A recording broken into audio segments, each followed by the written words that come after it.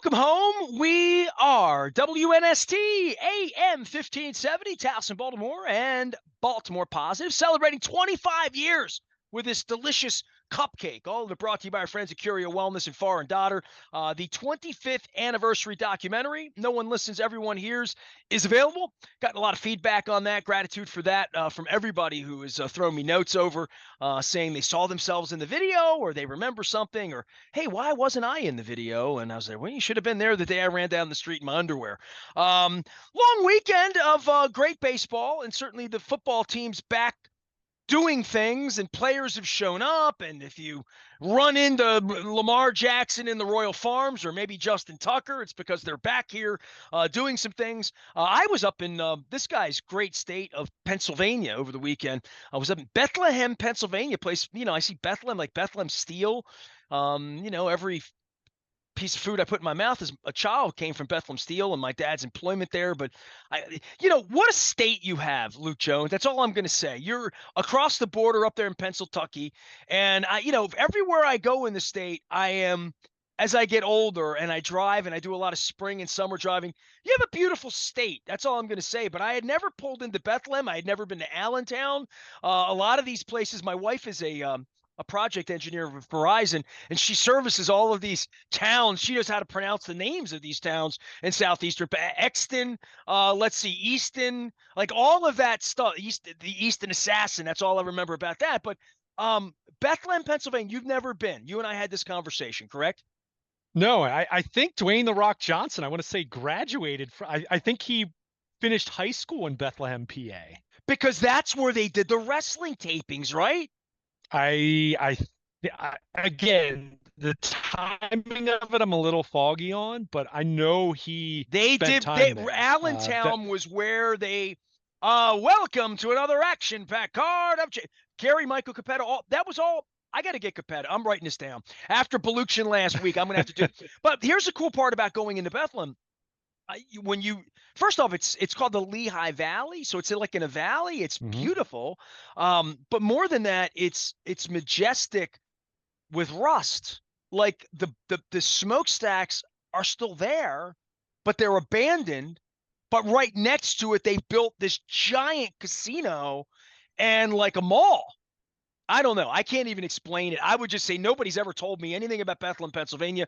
They have an event center up there. Had a nice experience. A lot of nice people. My wife had a little diabetic issue over the weekend, and people took good care of her. So we're very appreciative to Bethlehem. So I just want to give you some PA love as an entree to the fact that, like, we're talking so much baseball, so much Kimbrell, so much Means and Bradish and Burns and Cowser and this and that.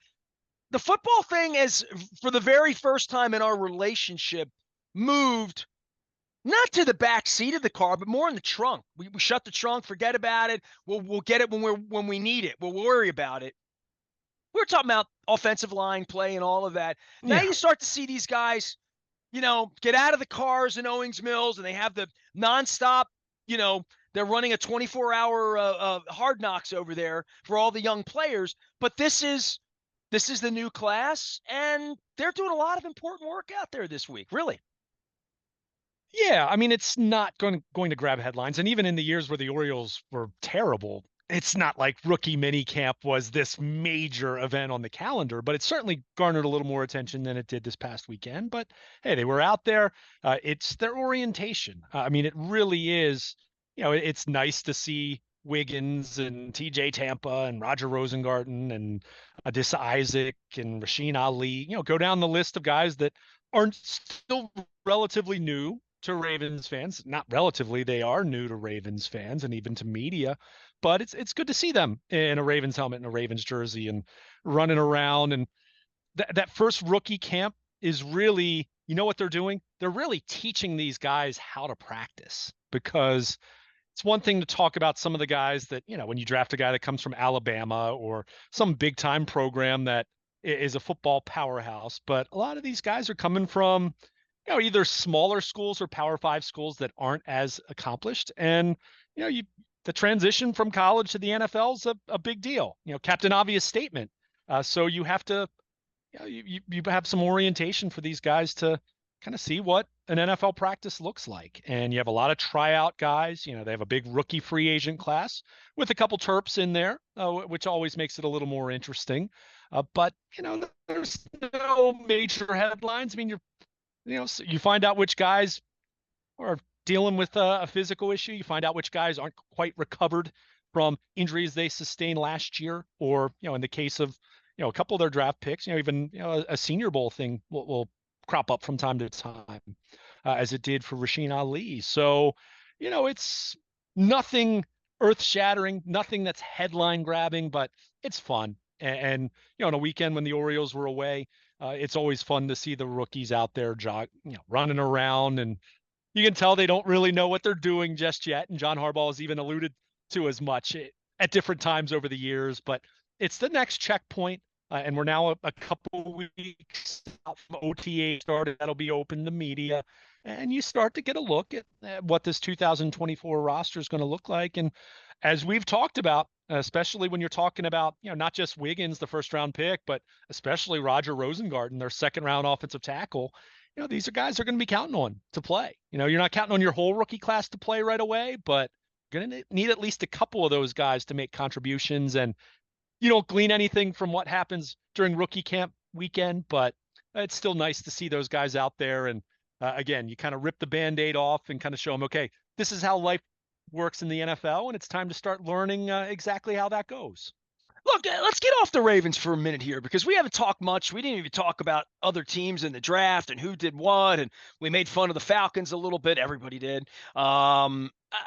Pittsburgh, Russell Wilson, Cleveland, trying to figure out this assaulting quarterback that they have and figuring out peace there. And Flacco's gone now, and there's not that was a long-term solution in any way, but are they going to even get that kind of play, and what are they? And to me, it's always the Bengals, because, I respect that kid, that quarterback. He's as long as they have him, I think he's a winner. I think they'll figure things out, how they do their off season. I've befriended Duke Tobin, so maybe I should get him on the show and let him talk about the Bengals a little bit with me. But I almost reached last week to Paul Doherty, longtime columnist out there. I was going to reach to Jeff Hobson from Bengals.com, who's a big baseball guy. I was going to do some sort of quasi-Reds Bengals stuff before we went to Cincinnati last week, and I got busy, and I got tickets to the game, and I went out and I did my part last week. I hazed Aaron Judge. I hazed Rizzo on the high strikeout. I glared at Juan Soto, and he caught me.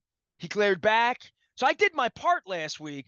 But the NFL part of what's going on in other places, I don't know, you and I've talked a whole lot about that. And I'm interested in the division. I'm interested in what Ortiz and Jim Harbaugh are doing out in Los Angeles with the Chargers, and how teams are trying to get better, and really where the Steelers are. As much as I'm as interested in the Steelers as any team. Maybe it was the Mike Tomlin cameo in 25th anniversary video, but what are these other teams doing to get better? We're worried about our offensive line. We won 13 games last year. We're pretty good. Yeah, I mean, that's why I've said, I mean, yeah, the Ravens have some relative questions, and we can talk about depth in certain spots. I mean, the offensive line is going to continue to be the big story, and that's not going to change during OTAs. I mean, that we're going to be talking about that at least until they line up and play a few games for real, and the O-line looks the part, right? It looks the part of a team that can win a championship. But at Cincinnati, I mean, you said it. I mean, Joe Burrow being healthy, it's a lot like Lamar with the Ravens. If he's healthy and upright, they got a chance. And you can kind of expect them to be a playoff team. That's what the Ravens have been. When Lamar's been healthy, they've been a playoff team. No questions asked. Now, what happens when they get there? Okay, that's a different discussion. But with the Bengals, I mean, I think you didn't see quite as much consensus as Pittsburgh, by all accounts, seemed to have a great draft. For whatever that's worth, they seem to get really good draft grades. But Cincinnati, I saw a little more up and down, but overall more good than bad. But to me, those are the two teams that I think have helped themselves this offseason. Cleveland, I have no idea. I mean, again, where are they with the quarterback? You can talk about all the other spots on your roster. If your quarterback situation isn't healthy, isn't something that inspires confidence, then I don't, what are you, right? I mean, that's why Pittsburgh, even though the Steelers have been in the playoffs, in recent years, they've made it, they've snuck in as the 7 seed, but no one's taken them seriously because they didn't have anyone that you take seriously at quarterback. Now, how much does that change with Russell Wilson or in the case of Justin Fields? I'm still, I don't view Russell Wilson through the lens of a guy that's going to be a guy that played deep into January anymore, but he's at least done it in the past. You certainly feel better about him than Kenny Pickett for whatever that's worth, which isn't much. So that they become more interesting, and their roster it feels like it's gotten better. So you have a more interesting Pittsburgh team that I think the roster's gotten better. The quarterback situation is better. Is it Joe Burrow or Lamar Jackson? No, absolutely not. And until Russell Wilson shows us that the last 2 years were just an inexplicable blip, then yeah, they're third place. They're playing for third place in this division right now. And with Cleveland, Deshaun Watson, I have no idea. So yeah, I mean, it feels damaged goods to me, right? Like, and I have so many friends that are Browns fans and cover the Browns, and Darryl Ryder and the people that I bring on here. I think to myself, how does that kid go into the building and lead after where he's been? And then Flacco comes in and out Flaccos him, wins the city over, has a chance to like win a game. And they weren't good enough. And they got their ass kicked in that playoff game. It just wasn't very good, but it was good for a couple of weeks for Joe and for them, but really not good for the franchise who's got $200 million of real money into this kid. And to your point, don't really know, haven't really seen it in that helmet, haven't really seen it in any helmet in 2 or 3 years. He's got $1 billion in the bank. The law was chasing him around forever. I don't know how he gets a date with a normal girl. I mean, I'm just being honest with you. I don't know how he walks into a club in Cleveland as a guy who's been through all of that, and you say, "Hey, this is Deshaun. He's my dude. Meet my parents." I don't know. I don't know how any of that works. I've never been accused of being a sexual predator, right? So, but on top of all that, to go to work, lead, do what you need to do, be in the shape you need to be in, not be injured. I mean, that's a heavy assignment for that kid and for that franchise. And I'll tell you what, if they win 13 games and he becomes something and he's a good quarterback the next 4 years and he's an MVP and he has, redemption and wins a Super Bowl or whatever, I will stand shocked as hell because I think it's heavy enough, it's hard enough for Lamar Jackson and Joe Burrow to try to go and win. And they both have been very, very good in their own ways. They both have been very, very injured in their own ways, right? And they both have talented people, good coaching, good. Say what you want about Cincinnati, but it's gotten better from scouting. I mean, everything about it has gotten better. You would feel like if any of these teams are going to a Super Bowl, it's the Ravens or the Bengals, and you would look at the Browns and say, man, if they get to a Super Bowl with that outfit, the way it's put together after what Flacco did last year, hats off to that kid, but I don't think he can do it. I would be betting full stop against the Browns in that way because I'm not a believer. I'm really not. No matter how much talent he has, I'm not a believer. I mean, I just, putting aside all of the off field, all of that baggage, which I'm not making light of that, but I'm just focusing strictly on the football side of it. I mean, we're talking about someone you've got to go back to 2020 is the last time he played at a high level. I mean, it's 4 years ago. Russell Wilson was playing at a high level then. Right? Exactly. Right. Exactly. I mean, so you're real. I mean, Tom Brady was winning the Super Bowl that year. So, and he's out of the league now. So I did not watch the roast, by the way. I just want to point that out. I didn't. I mean, I saw it with the jokes, but I didn't see the roast. I did not, but it sounded like it was really funny. So, but that aside, when you look at Deshaun Watson, I mean, let's face it. Let's look at this objectively, not just Ravens or the Bengals or the Steelers wanting to hate on the Browns, because the Browns, the jokes have written themselves over the years. But what's the high water mark for Deshaun Watson? What he did in the second half against the Ravens last November, right? I mean, okay, he played really well in the second half. And putting aside how you feel about him personally or the off-field stuff, that was a gutsy second half performance, knowing he was playing with a broken shoulder and what he did in that game. But when that's the high water mark, when that's kind of all you have to hang your hat on 2 years into this thing in terms of their contract, and now knowing what the cap numbers look like, how much guaranteed money is still there. I mean, this isn't like any other quarterback's deal where you say, okay, if he gets hurt or it starts to go sideways, or he's not the same player that he was, well, you can get out of it, right? You're going to take on some dead money, but you can get out of it. This is fully guaranteed, no questions asked. He's getting paid, and it's on your salary cap, and there's not a whole lot you can do to remedy that. You know who knew that? The night Steve Bisciotti blew me off 2 years ago and lost his mind, and like Yeah, he knew that. the 31 other owners knew that. Yeah, exactly, and that's why they didn't want any part of this.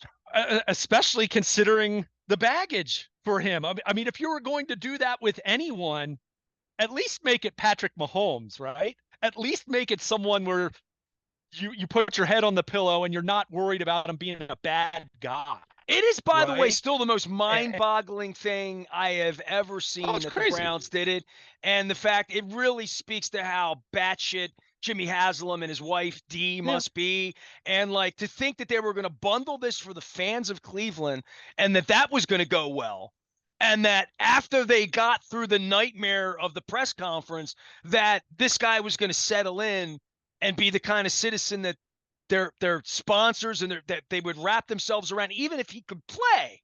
And then what happens if he can't play anywhere near that level? And I or what happens if they bring a 41-year-old washed up Super Bowl MVP and he wins the city over in 4 weeks, right? And I mean, and how good are they? They were in the playoffs with Joe Flacco. Yeah. Right. Well, give Joe credit. He's 39. He's not 41. He's not that old yet. But no, you're absolutely right. And he's still younger than you. Yeah, by a little. Thanks for reminding me of that. But you just said it. There are so many scenarios, and look, I'm not saying this to be a commentary of Cleveland or any NFL city, or it's just kind of society in general, where success is a really good deodorizer more often than not. And that I'm not saying that is right. I'm not saying we should be proud of that as a society, but more often than not, it tends to be the case. But in the case of Deshaun Watson, with all those issues, and then on top of it, he's not playing well. And now this is a shoulder injury he had. And I know that it seems like the early indicators are that he's healthy and he's been throwing for a while and all of that, but there's just so much unknown there. And, oh, yeah, you gave up draft picks to acquire him on top of the $230 million fully guaranteed deal. And that's where, really, until they show by the way, otherwise, the Texans were good. Yeah. Until they show otherwise, you and I have wasted too much oxygen on the Browns right now. I mean, that's just the truth. And like, okay, they made the playoffs last year. Yeah. Half the teams in the league make the playoffs now almost. I mean, when you have a 7-team field in each conference, I mean, they probably want to expand it again as they're thinking about going to 18 games. But the teams that don't make the playoffs are usually the ones where the quarterback got hurt. They have a place where the team had the quarterback get hurt and they made the playoffs. They did. And look, that's where it does speak to, they've got talented players. I'm not saying the Browns are completely worthless, but if you're not going to get a much higher level of play from Deshaun Watson than you've gotten through the first 2 years, which part of that issue is there's been a lack of availability. Year one, the suspension. Year two, he gets hurt halfway through the season. But if you're not going to get more than what they've gotten and considerably more than what they've gotten, it's not going to matter. Again, that's where I kind of look at this and say that it's the Ravens and the Bengals. And I'll give the Ravens the nod because the Ravens last year were the better team. And the Bengals, Joe Burrow, he's got to show that he's healthy and the wrist is not an issue whatsoever. I mean, you ask any athlete in any kind of sport, a wrist injury is something that, that can be a little unnerving. I mean, it's really, really important, whether you're talking about throwing a football, swinging a baseball bat, swinging a golf club, hockey stick, whatever, you name it, it's important. So, there's a little bit of unknown there with Burrow, not as much as Watson, obviously. But, that's where I look at this and say it's the Ravens and the Bengals. And I think Pittsburgh is more interesting now than they've been. But I still am not a big believer in Russell Wilson. I still think through a long-term lens, Pittsburgh might be better off really trying to see if they can get Justin Fields ready to play, because I think his age alone gives him more upside than Russell Wilson, even though they're both only signed for a one-year deal. But I look at this division and Cleveland's the team that's lacking because I don't have any confidence in the quarterback at this point, nor should anyone. In Cleveland, they don't have confidence in Deshaun Watson right now. I think they're hopeful. They're hoping he's healthy. They're hoping that the two good games that he played last year were a sign that he was starting to figure things out. But is his shoulder going to hold up? What's he going to look like in that regard? So, Pittsburgh, yeah, Russell Wilson and Fields might be better than Kenny Pickett, but it's a really low bar.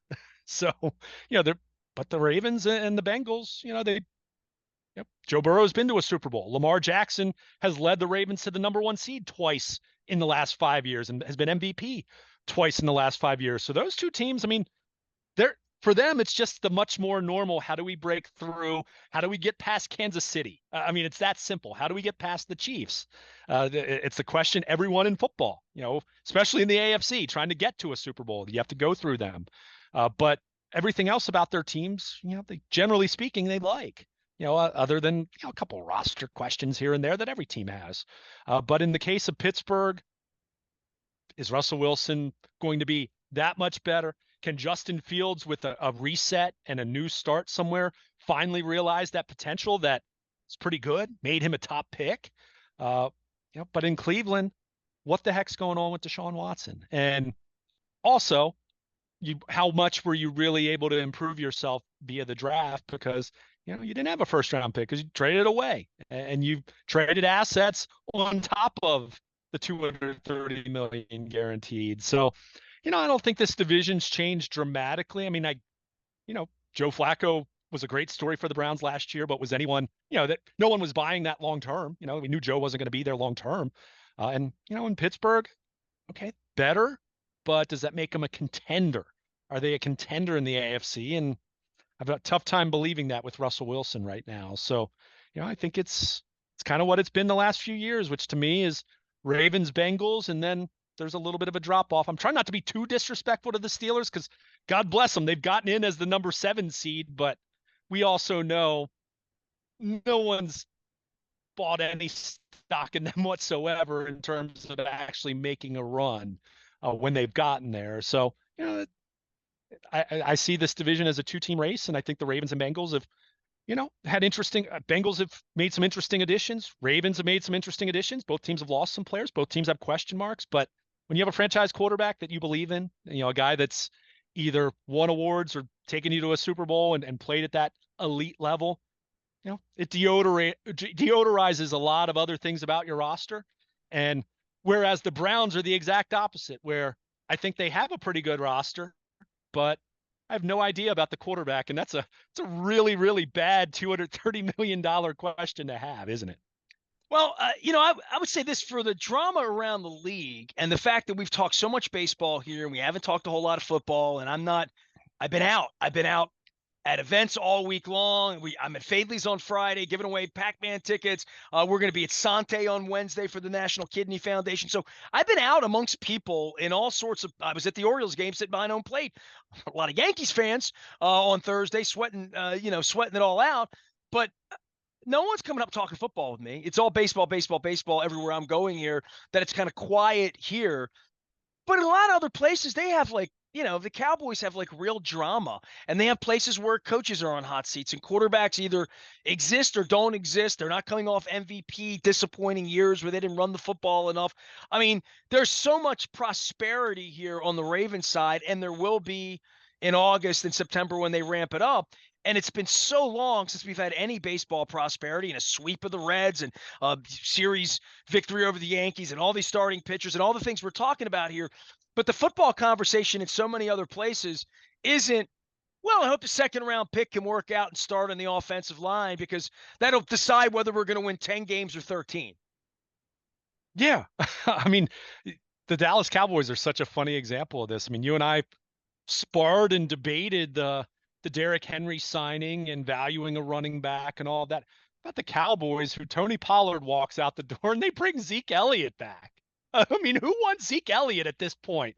I mean, did they not see him last year? Did they not see him his last couple years in Dallas and you bring him back? I mean, so yeah, I mean, and some of this is, I know the NFL hates to hear this, but it's okay for the NFL not to be front and center. Yeah, I'm okay with Well, we got things in hockey season. I playoff don't. games. We had a horse Yeah, race. I mean, We had the greatest horse race. You don't have to like horse it races. was incredible. I You mean, know me. like, I'm not a horse racing guy whatsoever, other than just I watched the Triple Crown races. I've been to Preakness before. I don't hate it or anything. I just don't follow it. But my goodness, when you have three horses with a photo finish the way the Derby was, I mean, that was incredible. So yeah, on a day when the Ravens were in Owings Mills with rookie camp, like no disrespect to those guys. That's important for what they're doing, but that's not going to get any oxygen right now. And that's okay because there is other stuff going on, including the best team in the American League playing right here in Baltimore. But yeah, when you have that, you have NHL and NBA playoffs. I mean, lacrosse, the NCAA tournament lacrosse getting ready to start. I mean, you've got so much going on.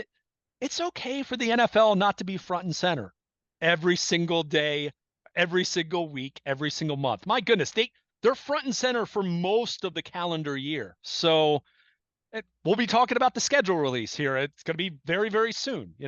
People might be listening and they might have announced when they're going to announce the schedule, even though we know the Ravens' 17 opponents already. But we know that has become maybe not a tent pole event, but it's become it's a TV event for them.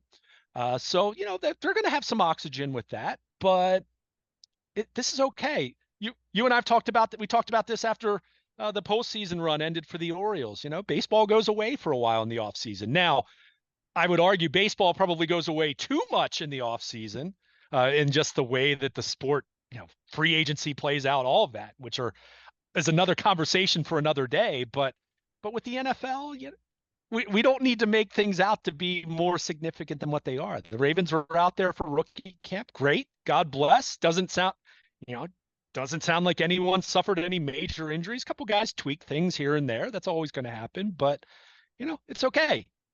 Rookie camp doesn't need to be something we talk about breathlessly. It doesn't need to be a television event. I joked with you last week when we talked about this. I mean, how the draft has become an event that, a city like Baltimore will hopefully host at some point in the near future. I don't think we need to have the schedule release be something that a city hosts. We don't need to make everything a tent pole event, but hey, God bless the NFL. They have monetized so many things that you would have never dreamed of. I mean, I being love a how guy Eric that DeCosta comes out and sits on a gambling set on the lounge instead of coming out to the barn and having crabs with us. That's the way they do it now. They do it under a gambling sign. Hey how man, God bless you.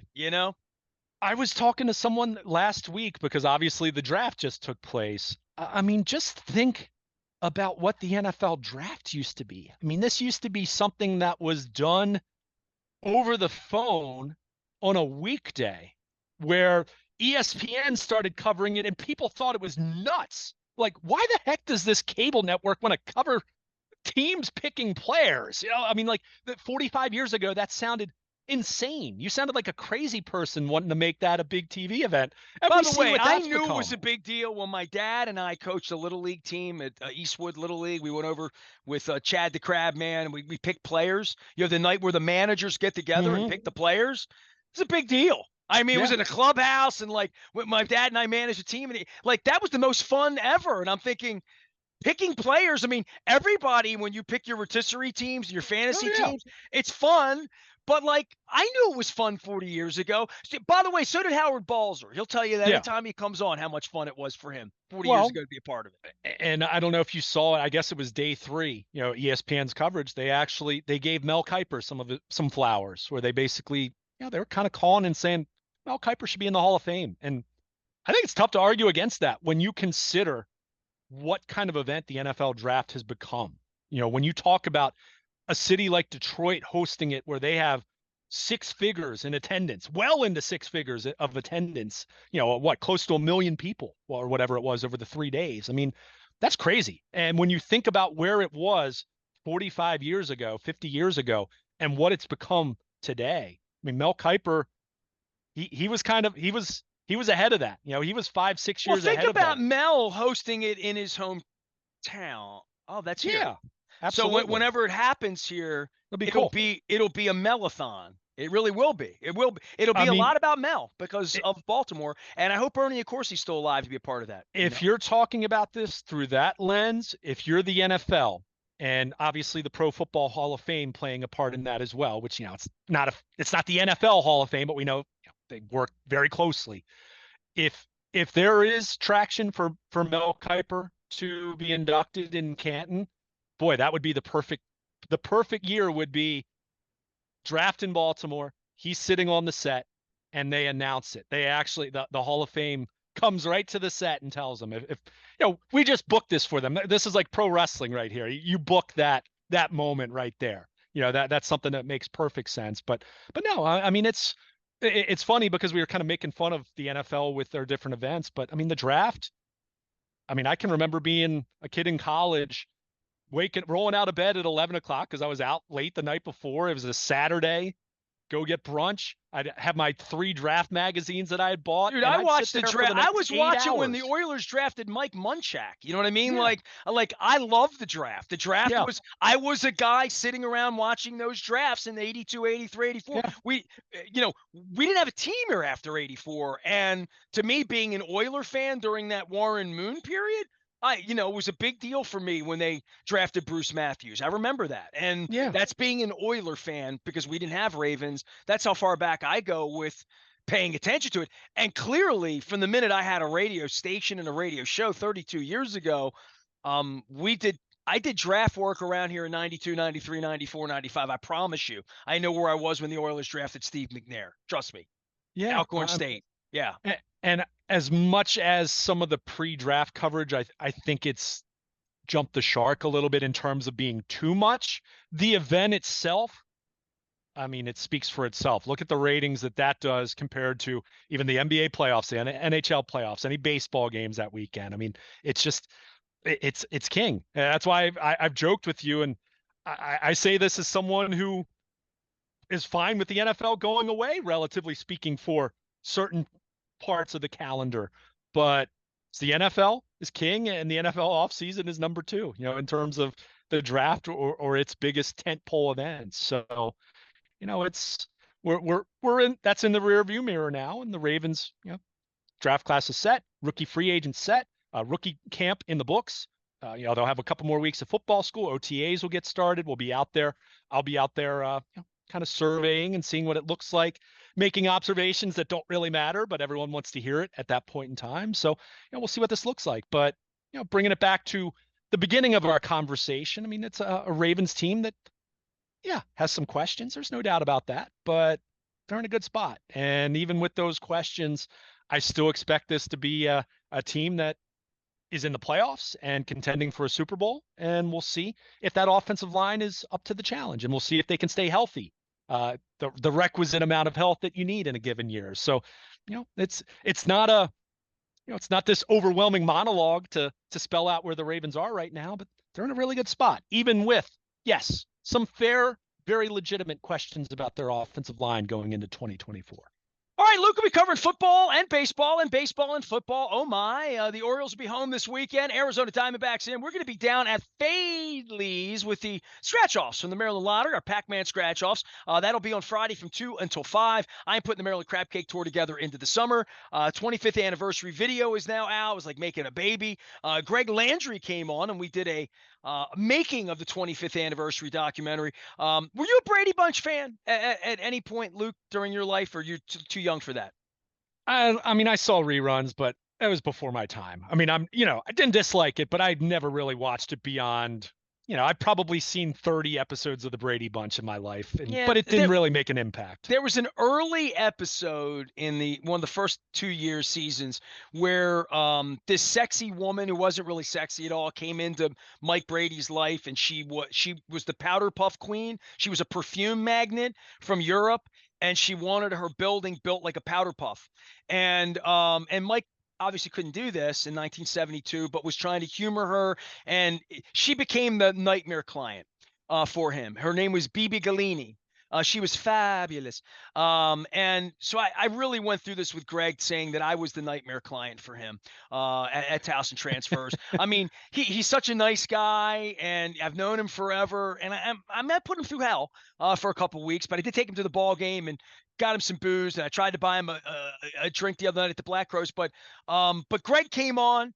He is Blue Rock Productions. He is Towson Transfers. He takes things like, let's say your mom and dad, I don't know, maybe when they got married, they had a videotape of it. And I know you lost your dad and your mom, but maybe there's old media, maybe there's old. You know what my wife found? I got to tell Greg this. My wife was with her sister last week. They have film like Bell and Hal that was shot in the 70s on a film thing that they've Mhm. never seen, and it's in a box, and they don't have a projector to watch it, let alone digitize it, but it has their grandparents on it. My wife's telling me about this over. I'm like, you need to get that stuff to Greg. That's what he does. So that's what Towson Right. Transfers does. Now, he's made movies forever. He's made commercials forever. He did a video for me and my wife when we got married 21 years. I mean, I've known Greg forever. But this whole making a movie, he went through it. It's 2,202 images in 36 minutes.